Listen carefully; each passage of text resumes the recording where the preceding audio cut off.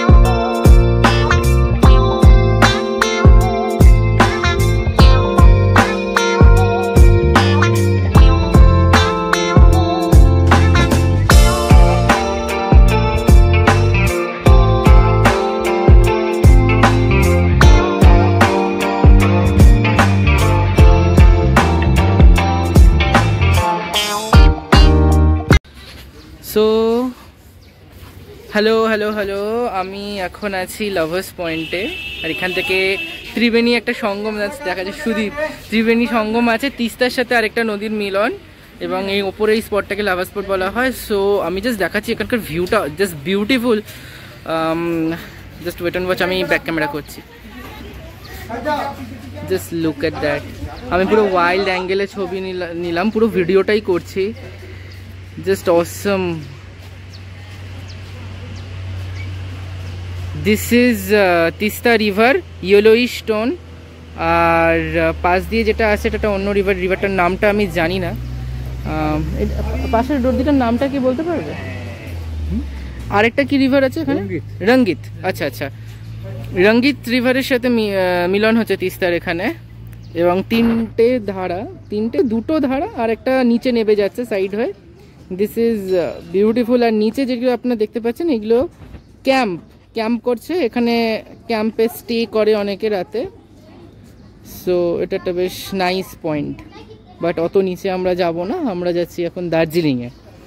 So আমি just ভিউটা দেখাচ্ছি। This is beautiful beautiful views. পাহাড়ের পেছনে পাহাড় দেখা যাচ্ছে। Is a beautiful valley mind blowing experience, fantastic. এখানে চারপাশটা দেখাচ্ছি আমি। আমাদের গাড়ি ওই দূরে দাঁড়িয়ে আছে। হ্যালো। তুমি চকলেটই খেয়ে যাও খালি।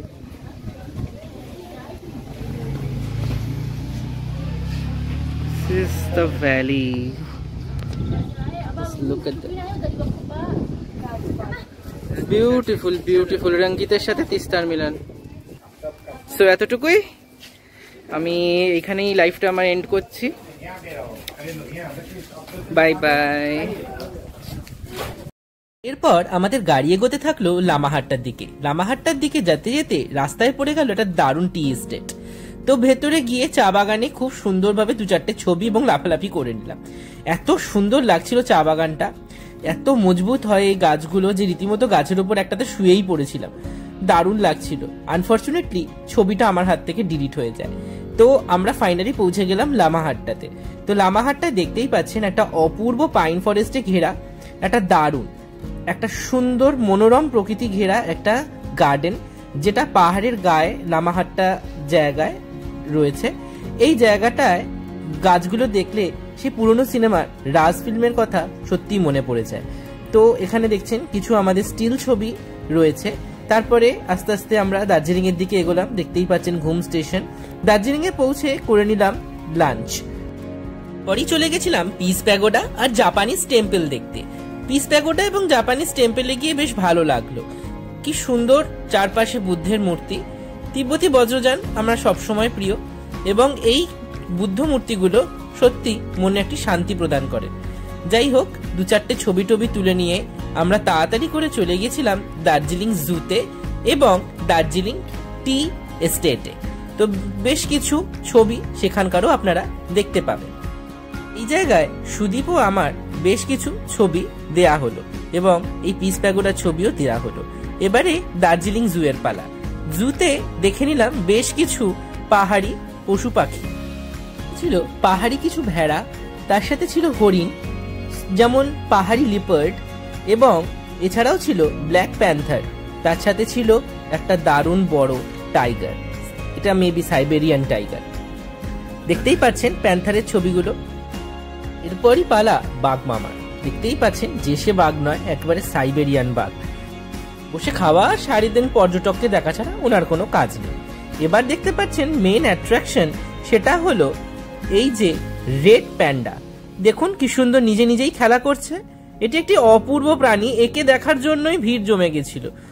এটি একটা একরকম বিরল স্পিসিস, যা আস্তে আস্তে বিলুপ্ত প্রায়, কিন্তু এই জিনিসটি দার্জিলিং জুতে খুব যথেষ্ট সুন্দরভাবে সুসংরক্ষিত করে রাখা হয়েছে। অবশ্যই একে দেখবেন। বেশিরভাগ টাইমেই নিজের ছোট্ট ঘরের ভেতর ঢুকে থাকে, কিন্তু সেদিনকে খুব করে খেলে বেড়াচ্ছিল। বেশ কিছু ভিডিও আমি এটির করে নিলাম, খুব ভালো লাগলো। একটা ছোট্ট স্মৃতি হয়ে থেকে গেল। ভীষণ কিউট, তাই না? দেখুন কি মিষ্টিভাবে নিজের মতন খেলে যাচ্ছে, দারুণ লাগছিল। সামনে থেকে দেখতে আরো ভালো লাগছিল।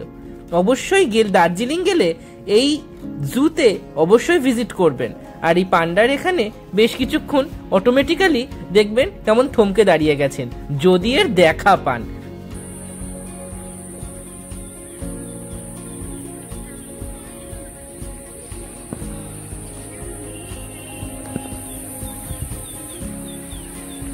How sweet.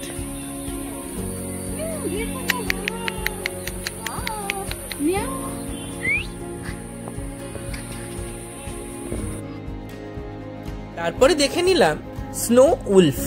এগুলো পাহাড়ের বরফের জায়গাতে থাকে, এরা রাতে শিকার করে।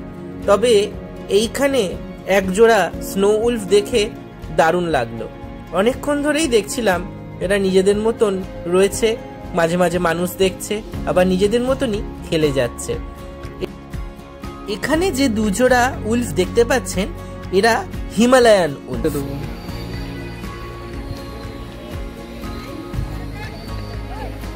কি করছে ঘাসটা?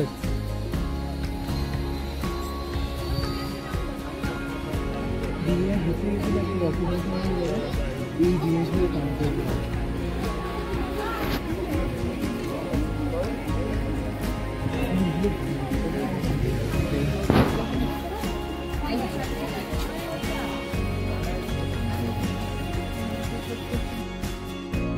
সব থেকে আলস্যময় প্রাণী এই ভাল্লুক। তারপরে দেখে নিলাম আফ্রিকান ম্যাকাও, তার সাথে সাথে বেশ কিছু আরও নানান রকমের পাখি, এবং আমাদের বাঘমামা তো রয়েইছে, দেখতেই পাচ্ছেন এই বড় ম্যাকাও প্যারটটি। তার সাথে আমরা কিছুটা এই পাখির খাঁচার সামনে দাঁড়িয়ে ছবি তুলে নিলাম, এবং এই উল্ফগুলোর ছবি দারুণ একটা তুলেছিলাম, সেটাই আপনাদের সামনে তুলে ধরলাম। পৌঁছে গেলাম টি স্টেটে।